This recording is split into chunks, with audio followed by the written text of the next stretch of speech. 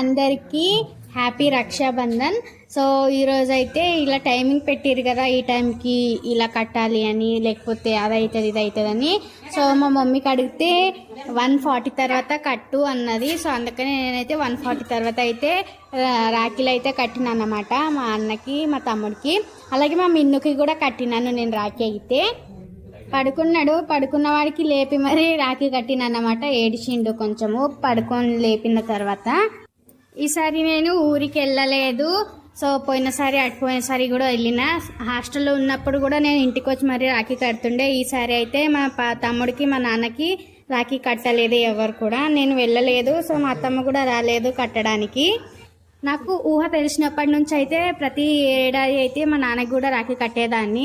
మా తమ్ముళ్ళతో పాటు మా నాన్న కూడా కట్టేదాన్ని అనమాట. సో ఈసారి అయితే మిస్ అయిపోయింది. సో మా నాన్నకి కట్టలేదన్నమాట. ఈసారి మిస్